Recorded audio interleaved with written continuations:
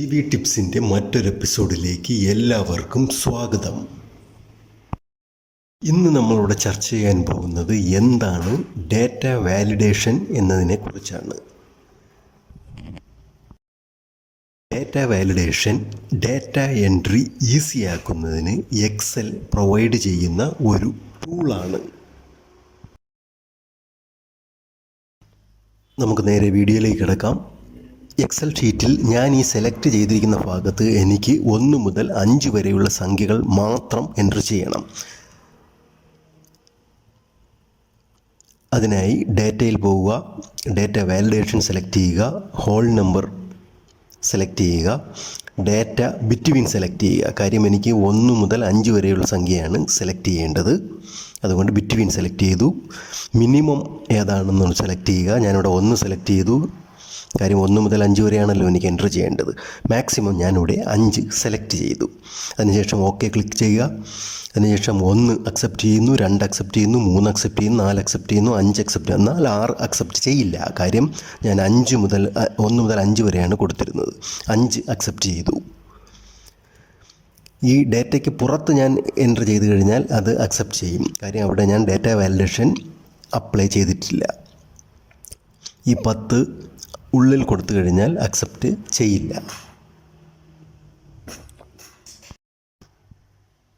Same rule ഡേറ്റിൽ എങ്ങനെ accept ചെയ്യാമെന്ന് നമുക്ക് നോക്കാം. ഈ സെലക്ട് ചെയ്യുന്ന ഭാഗത്ത് എനിക്ക് ജനുവരി മുതൽ ജൂൺ വരെയുള്ള ഡേറ്റ് മാത്രമായി റെസ്ട്രിക്റ്റ് ചെയ്യാൻ പറ്റുമോ എന്ന് നോക്കാം.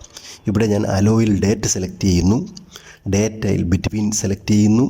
ഇവിടെ ഞാൻ സ്റ്റാർട്ട് ഡേറ്റ് 1 ജാനുവരി 2024 ആണ് കൊടുക്കുന്നത്.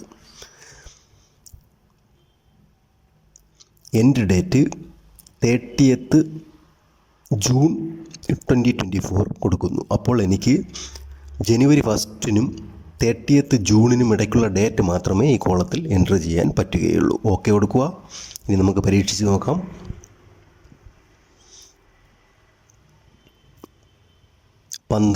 ഫെബ്രുവരി 24 അക്സെപ്റ്റ് ചെയ്തു. 23 ജൂൺ 24 അക്സെപ്റ്റ് ചെയ്തു. അതേസമയത്ത് 23 ജൂലൈ 24 അക്സെപ്റ്റ് ചെയ്യില്ല. കാര്യം ഞാൻ കൊടുത്ത ഡാറ്റ വാലിഡേഷൻ ജൂൺ 30th വരെ മാത്രമാണ്. ഇവിടെ ടെക്സ്റ്റ് ലെങ്ത് എങ്ങനെ റെസ്ട്രിക്റ്റ് ചെയ്യാമെന്ന് നമുക്ക് പരിശോധിക്കാം. ഡാറ്റയിൽ പോവുക, ഡാറ്റ വാലിഡേഷൻ എടുക്കുക. ഇവിടെ അലോയിൽ ടെക്സ്റ്റ് ലെങ്ത് സെലക്ട് ചെയ്യുക. ഇവിടെ ബിറ്റ്വീൻ തന്നെ സെലക്ട് ചെയ്യുക. ഞാനിവിടെ മിനിമം 4 ക്യാരക്ടർ ഉള്ള ഡേറ്റയാണ് കൊടുക്കുന്നത്. മാക്സിമം 6 ക്യാരക്ടറുള്ള ഡേറ്റയാണ് അങ്ങനെ റെസ്ട്രിക്റ്റ് ചെയ്യാൻ പോകുന്നത്. ഓക്കെ കൊടുക്കുക. ഇനി ഡേറ്റ എൻ്റർ ചെയ്ത് നോക്കാം. ഞാനിവിടെ 4 ക്യാരക്ടറുള്ള ഒരു ഡേറ്റ കൊടുത്തു. അത് എൻ്റർ ചെയ്യാൻ പറ്റുന്നുണ്ട്. 5 ക്യാരക്ടർ കൊടുത്തിട്ടും അക്സെപ്റ്റ് ചെയ്തു. 6 ക്യാരക്ടറും അക്സെപ്റ്റ് ചെയ്തു. വീണ്ടും 6 ക്യാരക്ടറുള്ള ഡേറ്റ കൊടുത്തു നോക്കി, അത് അക്സെപ്റ്റ് ചെയ്തു. ഇവിടെ നമുക്ക് 7 ക്യാരക്ടറുള്ള ഡേറ്റ കൊടുത്തു നോക്കാം. അത് അക്സെപ്റ്റ് ചെയ്യില്ല. കാര്യം ഞാൻ മാക്സിമം ഡേറ്റ 6 ആണ് കൊടുത്തിരുന്നത്. ഇവിടെ നമുക്ക് 3 ക്യാരക്ടറുള്ള ഡേറ്റ കൊടുത്തു നോക്കാം. അതും അക്സെപ്റ്റ് ചെയ്യില്ല. കാര്യം മിനിമം 4 ആണ് ഞാൻ കൊടുത്തിരുന്നത്. ഇതാ. ഇനി ഒരു ചെറിയ ഡ്രോപ്പ് ഡൗൺ ലിസ്റ്റ് എങ്ങനെയാണ് കൊടുക്കുന്നതെന്ന് നമുക്ക് പരിശോധിക്കാം. പ്രൊസീജിയർ സെയിം തന്നെയാണ്. ഡേറ്റയിൽ പോവുക, ഡാറ്റ വാലിഡേഷൻ സെലക്ട് ചെയ്യുക. ഇവിടെ നമ്മൾ അലോയിൽ ലിസ്റ്റാണ് സെലക്ട് ചെയ്യേണ്ടത്. അതിനുശേഷം ഞാനിവിടെ ABCD എന്നൊരു പ്രോഡക്റ്റാണ് ഇവിടെ എൻ്റർ ചെയ്യുന്നത്. A,B,C,D എൻ്റർ ചെയ്യുക. ഓക്കെ ക്ലിക്ക് ചെയ്യുക. അപ്പോൾ അവിടെ നമുക്ക് ഡ്രോപ്പ് ഡൗൺ ലിസ്റ്റിൽ ABCD വന്നിട്ടുള്ളതായിട്ട് കാണാവുന്നതാണ്. എനിക്ക് ഇത് വീണ്ടും എഡിറ്റ് ചെയ്യണമെങ്കിൽ വീണ്ടും ഡാറ്റ വാലിഡേഷനിൽ പോയതിന് ശേഷം അതിൽ കോമയിട്ട് വീണ്ടും ഡാറ്റ ആഡ് ചെയ്യാവുന്ന. ഇവിടെ ഞാൻ ഇയും കൂടെ ആഡ് ചെയ്തു. അതിനുശേഷം ഓക്കെ കൊടുത്തു. ഇപ്പോൾ നിങ്ങൾക്ക് അതിൽ ഇയും കൂടെ വന്നിട്ടുള്ളതായിട്ട് കാണാവുന്നതാണ്.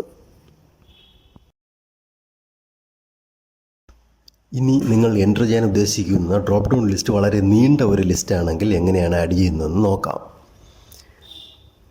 ഇവിടെ ഞാനിവിടെ മറ്റൊരു ഡാറ്റാബേസിലുള്ള ഇത്രയും നീണ്ട ഒരു ലിസ്റ്റാണ് ഡ്രോപ്പ് ഡൗൺ ലിസ്റ്റായിട്ട് ആഡ് ചെയ്യാൻ ഉദ്ദേശിക്കുന്നത്. ഇവിടെയും പ്രൊസീജിയർ സെയിം തന്നെയാണ്. ഡാറ്റയിൽ പോവുക, ഡാറ്റ വാലിഡേഷൻ സെലക്ട് ചെയ്യുക, ഇവിടെ ലിസ്റ്റ് തന്നെയാണ് സെലക്ട് ചെയ്യേണ്ടത്. ഇവിടെ സോഴ്സിൻ്റെ പ്ലേസിൽ നമ്മൾ ടൈപ്പ് ചെയ്യുന്നതിന് പകരം നമ്മുടെ ആ നീണ്ട ലിസ്റ്റ് സെലക്ട് ചെയ്താൽ തന്നെ അത് അവിടെ എൻ്റർ ആവുന്നതാണ്. അതിനുശേഷം ഓക്കെ കൊടുക്കുകയുണ്ടാവുന്നു. ഓക്കെ കൊടുത്തു കഴിഞ്ഞാൽ ആ ഡ്രോപ്പ് ഡൗൺ ലിസ്റ്റിൽ നമ്മൾ ആദ്യം സെലക്ട് ചെയ്ത ആ നീണ്ട ലിസ്റ്റ് അവിടെ വന്നിട്ടുള്ളതായി കാണാം. ഇവിടെ ഒരു കാര്യം ശ്രദ്ധിക്കേണ്ടത്, നമ്മൾ ഈ ലിസ്റ്റിൽ ഇല്ലാത്തതായിട്ടുള്ള ഒരു ഡേറ്റ എൻ്റർ ചെയ്യാൻ ശ്രമിച്ചു കഴിഞ്ഞാൽ അത് അക്സെപ്റ്റ് ചെയ്യുകയില്ല. അതാണല്ലോ ഡേറ്റ വാലിഡേഷൻ കൊണ്ട് നമ്മൾ ഉദ്ദേശിക്കുന്നത്. ഇവിടെ സ്കൂട്ടർ എൻ്റർ ചെയ്തിട്ട് അത് അക്സെപ്റ്റ് ചെയ്തിട്ടില്ല. അതാണ് ഡേറ്റ വാലിഡേഷൻ. ഇത് നിങ്ങൾക്ക് മനസ്സിലായിട്ടുണ്ടെന്ന് കരുതുന്നു. നന്ദി.